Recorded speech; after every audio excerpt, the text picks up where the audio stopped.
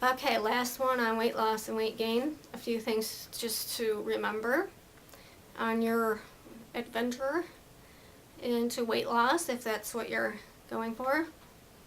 Sorry, I keep playing with my lips. They're really dry. If you screw up one day, don't give up. That's what tomorrows were made for. Fresh start.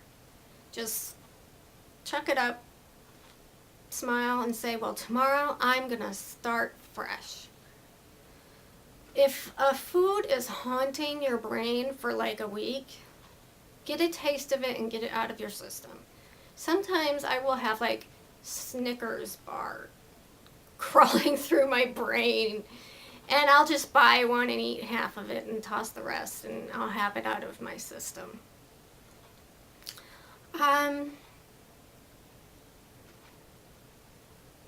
Remember that if you're a female, a lot of women gain a little bit of weight when they have PMS. So if you're like losing weight and you see yourself gain a pound, before your period, don't panic. You are most likely going to lose it when you start your period. Just be aware of that. It's much better to lose the weight slowly. I've heard this, and my doctor has told me this.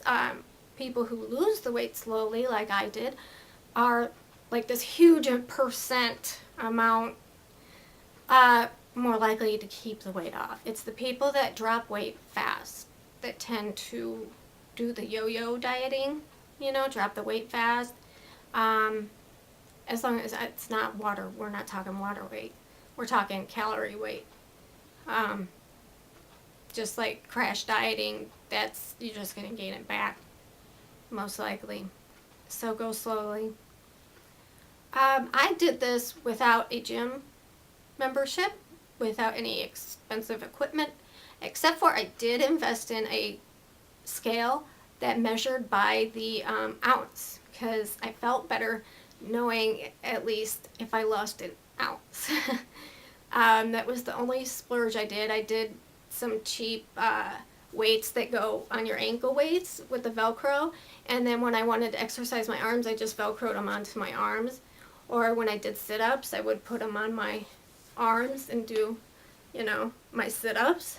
I had a wooden box for my stair stepper that I'd watch TV and step on it,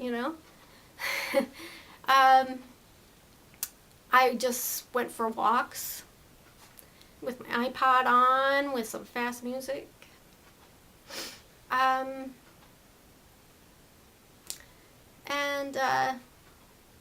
that's about it. I do want you to be careful.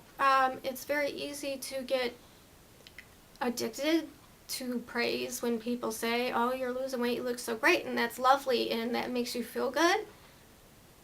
Just don't, when you get to your goal weight, realistic goal weight, don't keep going because you think you're going to get more praise, because if you get underweight, those compliments stop. I kind of have a little trouble with that. I actually have a little trouble. I'm just below the weight I started at in the beginning, and I have a hard time. I'm tempted to go lower, and I have this balancing act. I had a kind of a advantage in that I was a registered nurse, so I had some basic knowledge about food and diet and exercise and things like that. So I kind of had that. Yeah, so I would recommend if you go to see your doctor, to get a referral if you need it, to see a dietitian so she can tell you about protein and your vegetables and your fruits, and what calorie intake would be okay for you but still lose weight, but still be safe. And things like that. But really, it's just the basic is just common sense. You know, don't eat the McDonald's. Eat an apple. Don't eat chips. You know, don't. If you know, squeeze in, if at all, a 15-minute speed walk. You know, around the place where you work or just something. Get a friend, get a walk buddy. I guess that's all about that. I want to go back a little bit to how I felt when I was obese. I had at a time looked at obese people and thought,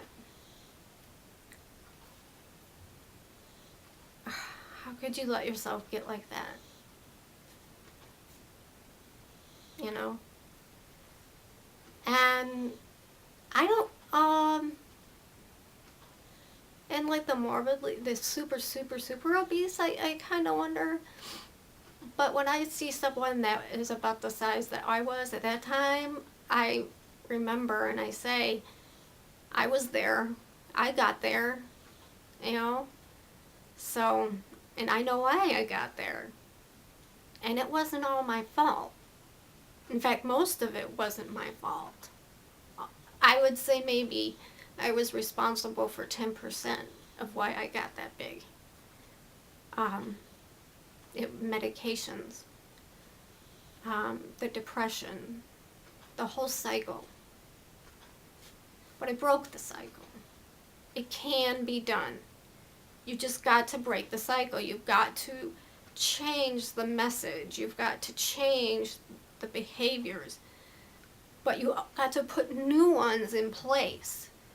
You can't just stop doing something. You've got to put something in its place. And then next thing you know, 2 years later, you have a whole new daily schedule. And when I don't go for a walk, say by the second day, I am craving physical activity.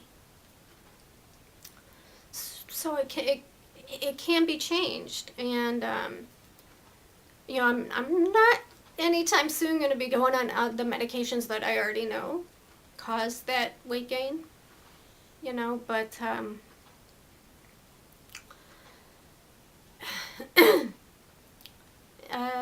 my mind just totally went blank. I think I'm done. Alright, that's 3 videos. I should be done. Alright. Bye. I totally forgot to talk about one thing. When I was obese, I had high blood pressure, and I was only, you know, I was pretty young, early 30s. I had GERD, gastroesophageal reflux. In my sleep, stomach acid would come up and go into my lungs. I'd wake up coughing and choking on stomach acid. It was very painful. That's also very dangerous, a good way to get pneumonia. And it had to do with just the fact of all the weight I was carrying in my abdomen and putting pressure on my stomach. I had high cholesterol. I was working on diabetes. And so when I just lost 10 pounds,